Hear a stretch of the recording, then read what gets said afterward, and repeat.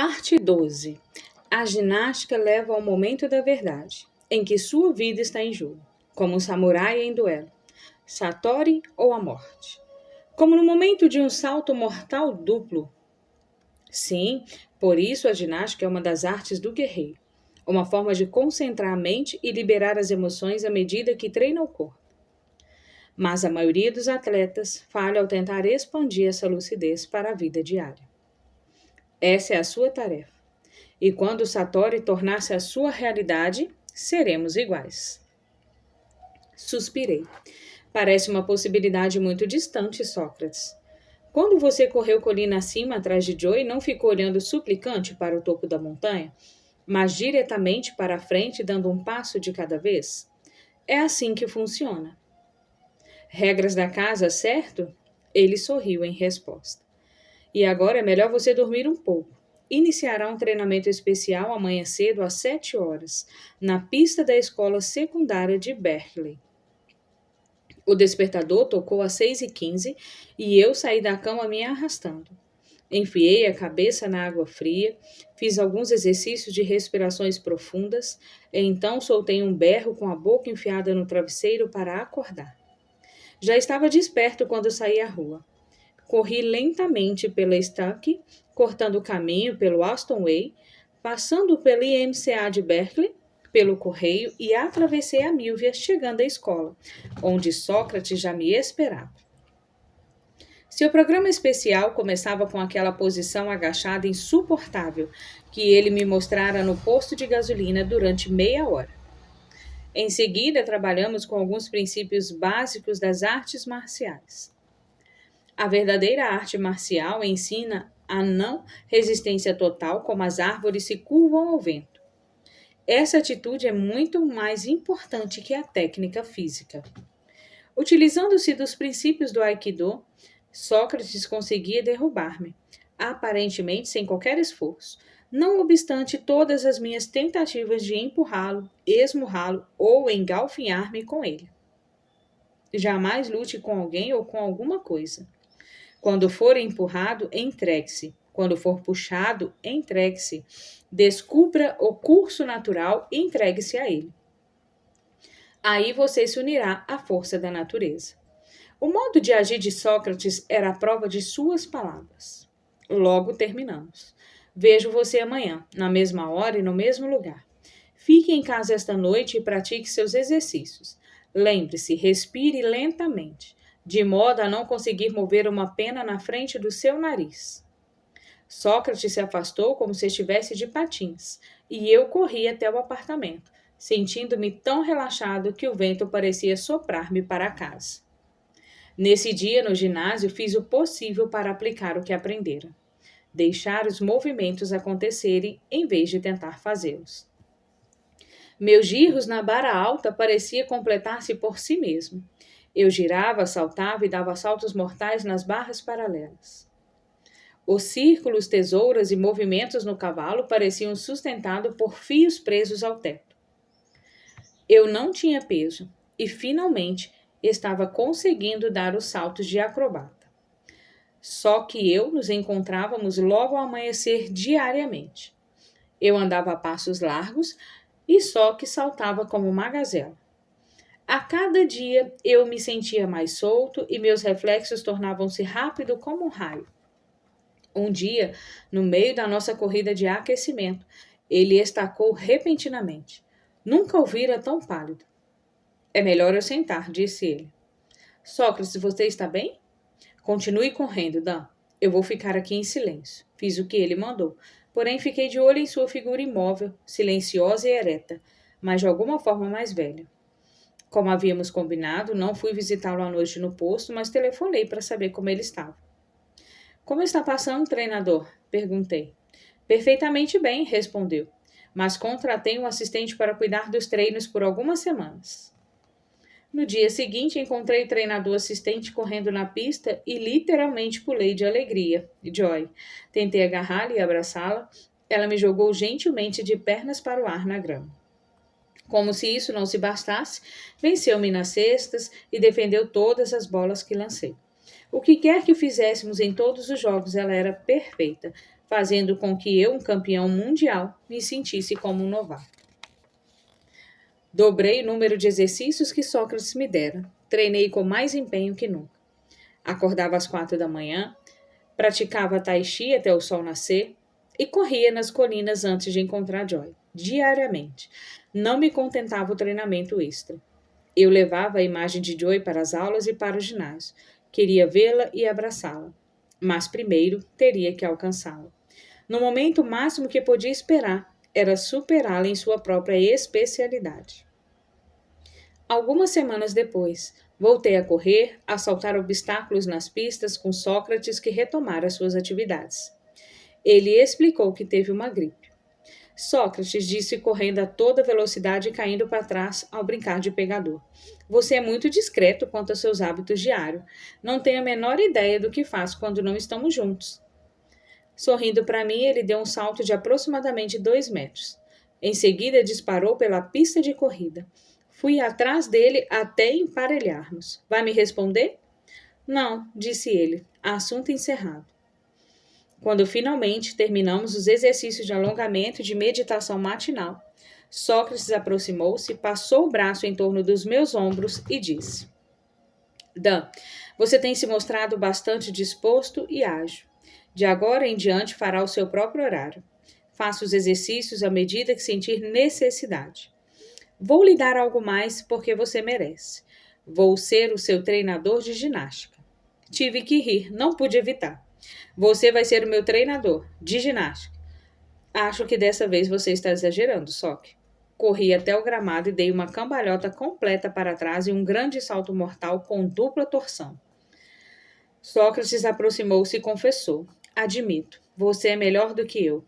Puxa vida, gritei, até que enfim descobri alguma coisa que sei fazer e você não. No entanto, continuou ele, percebi que você precisa alongar mais os braços quando se prepara para a torção, e você joga a cabeça muito para trás ao saltar. Só que, seu velho enganador, você tem razão. Concordei, percebendo que eu jogava a cabeça demasiadamente para trás e que meus braços realmente precisavam alongar mais. Quando corrigirmos um pouco a técnica, poderemos trabalhar a postura, acrescentou, realizando ele mesmo a torção final. Vejo você no ginásio. Mas, Sócrates, eu já tenho um treinador e não sei se os outros ginastas vão aceitar você no ginásio. Ah, tenho certeza de que você vai arranjar alguma coisa para dizer a eles. Nessa tarde, durante a reunião da equipe antes do treino, disse ao treinador e à equipe que meu avô excêntrico de Chicago, que já fora membro do clube de ginástica, passaria algumas semanas comigo e queria me ver treinando. Ele é um velho legal, muito ágil e acha que é treinador. Se vocês não se importarem e estiverem dispostos a fazer-lhe à vontade, ele não está tão fora de forma e entendem o que quero dizer. Tenho certeza de que não irá atrapalhar o treino. A equipe chegou a um consenso favorável. Ah, e por falar nisso, acrescentei, ele gosta de ser chamado de Marilyn. Foi difícil ficar sério. Marilyn, coaram todos sorrindo. Sei que é meio esquisito, mas vocês compreenderão quando o conhecerem. Talvez vendo Marilyn em ação possamos compreender você, Milma. Dizem que é hereditário. Houve uma gargalhada geral e então iniciamos o aquecimento. Sócrates estava entrando na minha área, dessa vez, e ia ver só uma coisa. Imaginei se ele iria gostar do seu novo apelido. Nesse dia, eu tinha uma surpresinha para toda a equipe. Estava me contendo no ginásio e eles não tinham a menor ideia de que eu já estava tão recuperado. Cheguei cedo e fui direto à sala do treinador. Ele estava mexendo em alguns papéis espalhados sobre a mesa. Treinador, disse eu, quero participar da competição interquipes. Ele me olhou por sobre os óculos e disse compreensivamente. Você sabe que não está inteiramente apto para competir pelos próximos 6 meses, Dan, depois de se graduar para as provas olímpicas. Puxei-o para o lado e sussurrei. Estou pronto hoje, agora. Tenho treinado fora do ginásio. Sem chance, Dan. Sinto muito. O time fazia o aquecimento todos juntos, etapa por etapa, em torno da pequena sala de ginástica. Giros, cambalhotas, saltos de obstáculos e outros. Fiquei na lateral observando. Então passaram a primeira modalidade, exercícios de chão. Todos estavam indo muito bem. Eles estavam prestes a passar para a segunda modalidade quando eu me levantei pronto para dar o início à minha rotina. Foi um sucesso.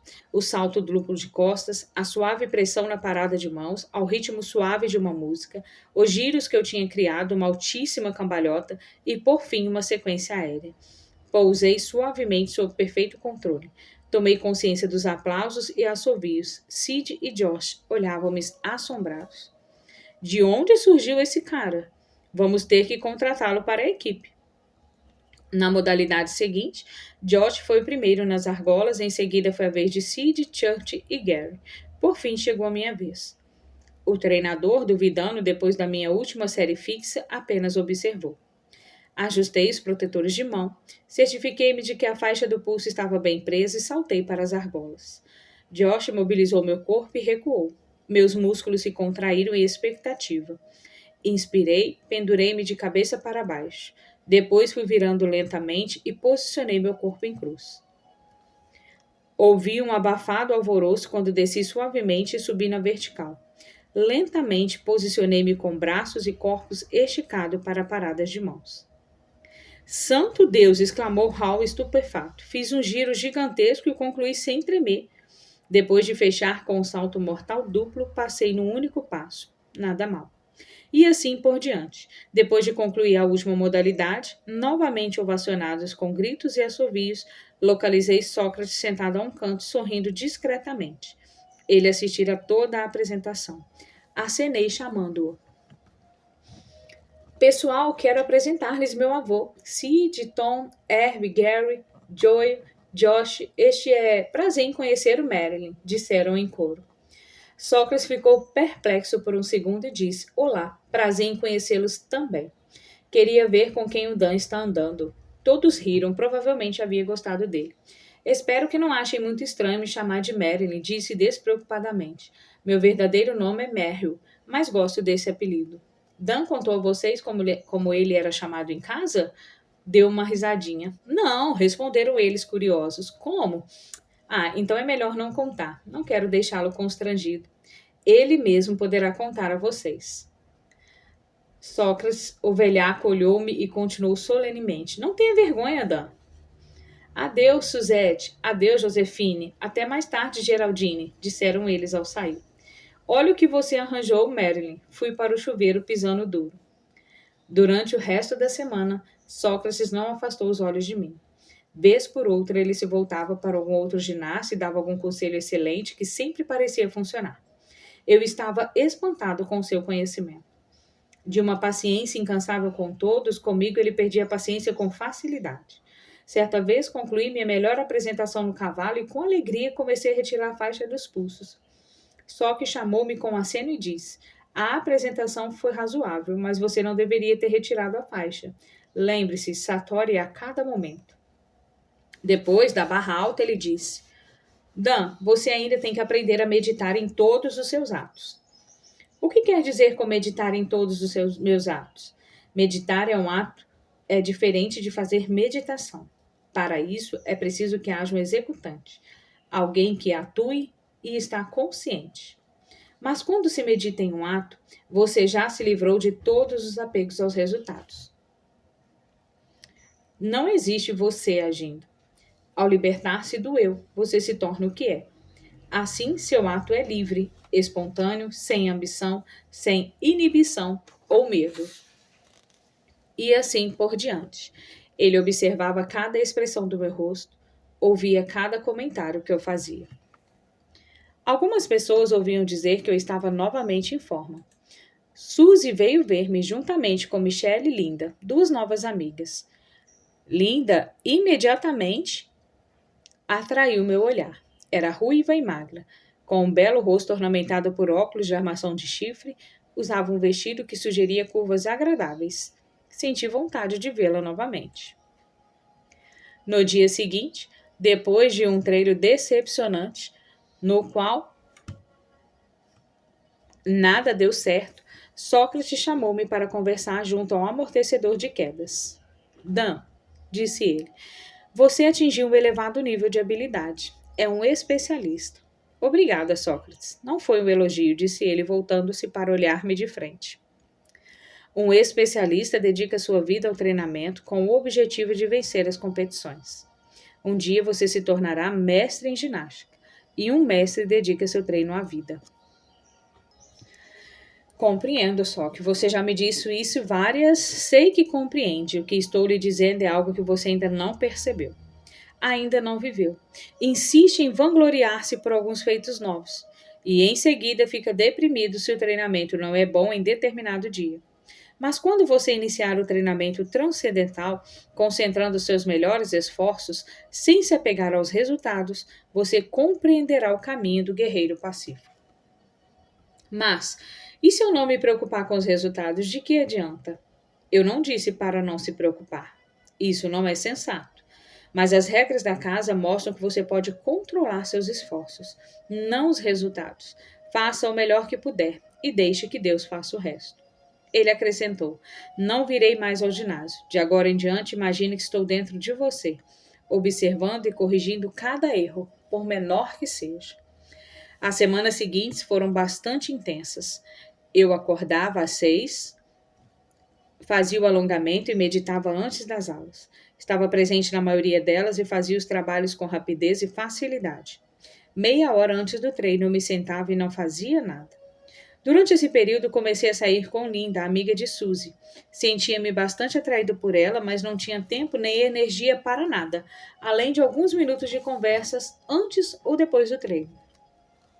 Não obstante, eu pensava muito nela e em Joy, alternadamente, entre os exercícios diários.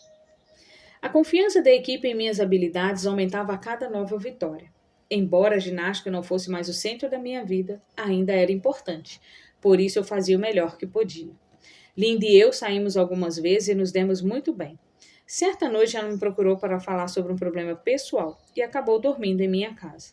Tivemos uma noite de intimidades, mas dentro das condições impostas pelo meu treinamento. Aproximei-me tanto e tão rapidamente de Linda que me assustei. Ela não estava em meus planos. No entanto, a atração que sentia por ela só aumentava. Senti-me infiel a Joy, mas não podia prever quando essa garota enigmática voltaria a aparecer, se é que o faria. Joy era o ideal para quem entrava e saía da minha vida e meu bel prazer. Linda era real, carinhosa, apaixonada e estava sempre por perto.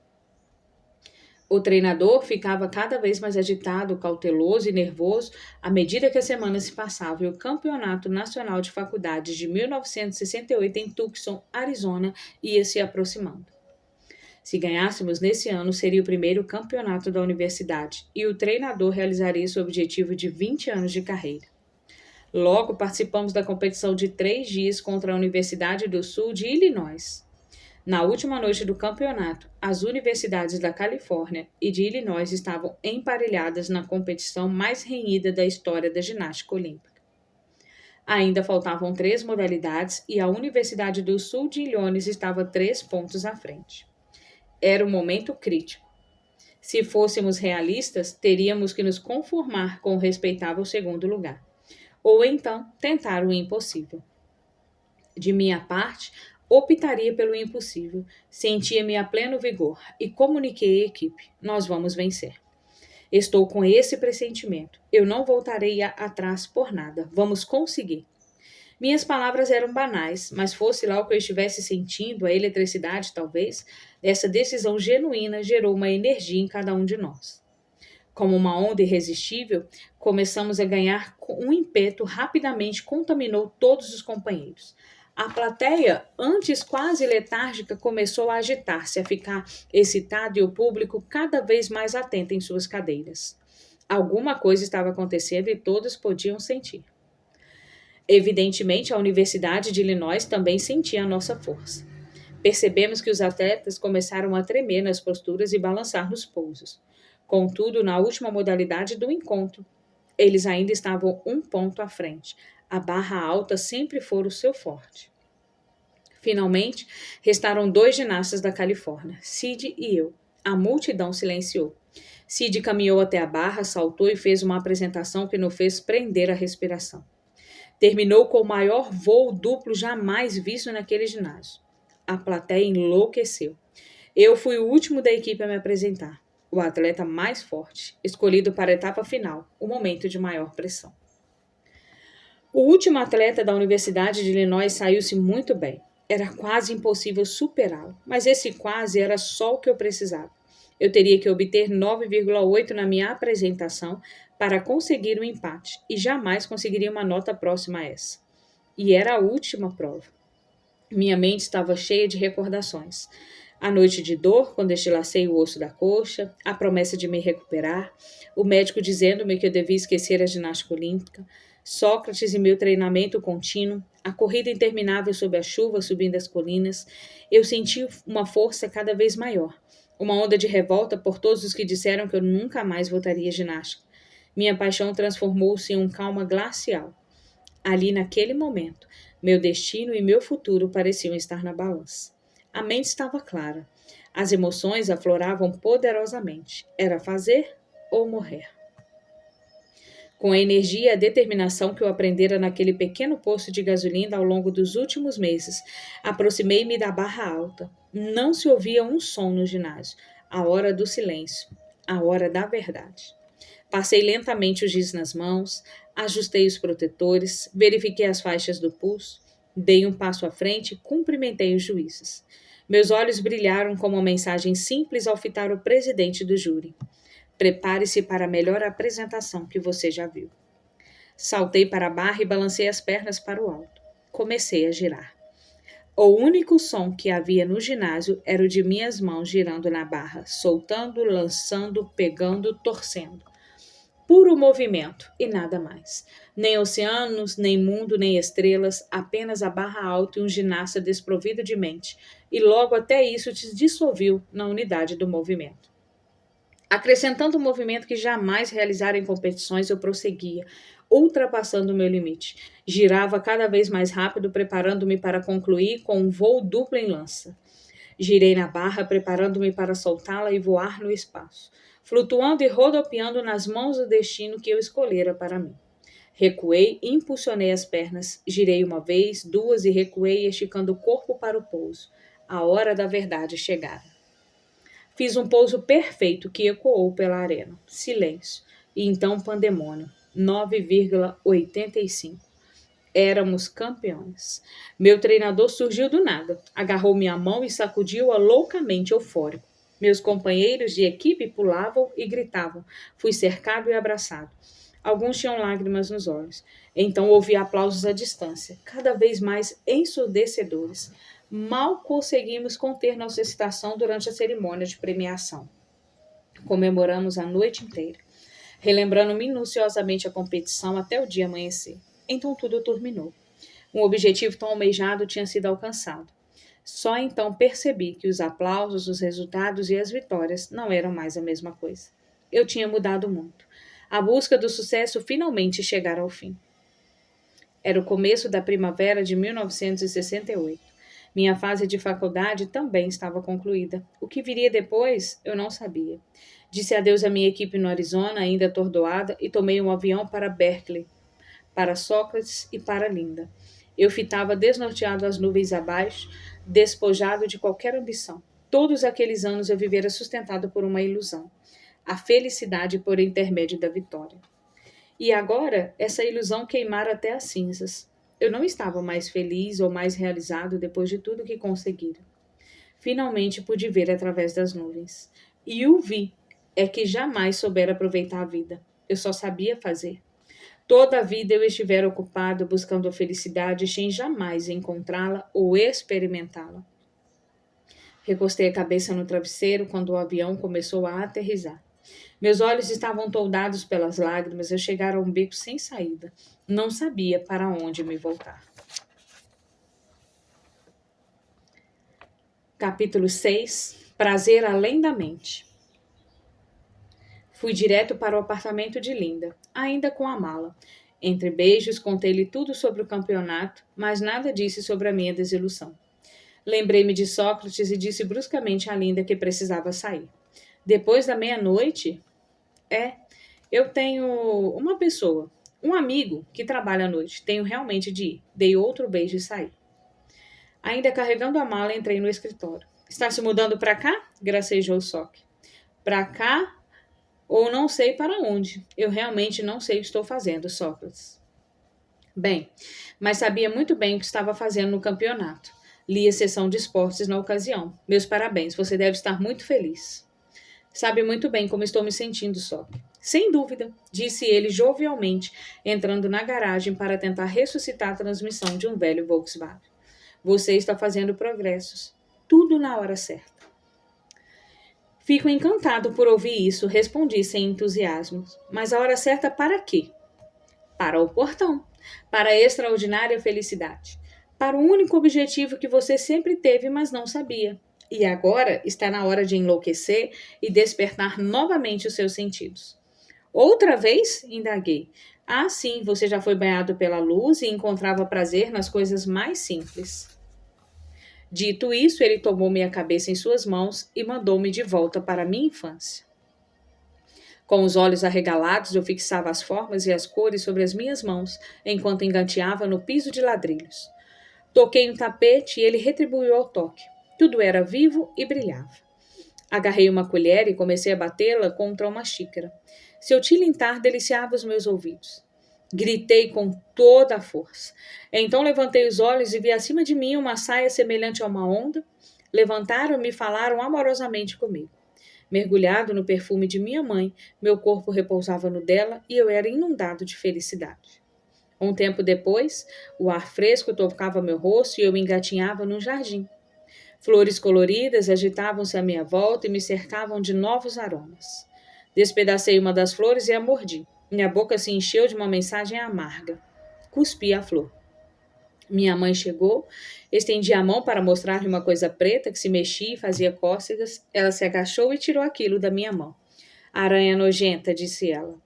Depois encostou uma coisa suave no meu rosto, algo que estimulou o meu olfato. Rosa, disse ela, repetindo um ruízo. Rosa. Levantei os olhos para ela e depois olhei em volta e deslizei novamente para o universo das cores e dos aromas. Quando voltei, estava deitado de bruços no tapete de soque. Levantei a cabeça para examinar as pernas da antiga escrivaninha de carvalho, mas tudo agora parecia nebuloso. Sócrates, sinto-me meio adormecido, como se precisasse mergulhar na água gelada para acordar. Tenho certeza de que essa viagem não causou nenhum dano? Não dano. O dano foi causado ao longo dos anos, como você logo verá. Aquele lugar, o jardim da casa do meu avô, parecia o jardim do Éden. Exatamente, Dan. Era o jardim do Éden. Toda criança habita um jardim luminoso, onde tudo é sentido diretamente, sem a interferência do pensamento, livre das crenças, intervenções e julgamentos.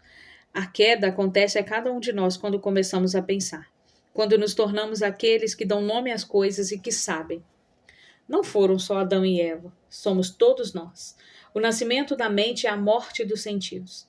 Não é por comer uma maçã que ficamos mais eróticos.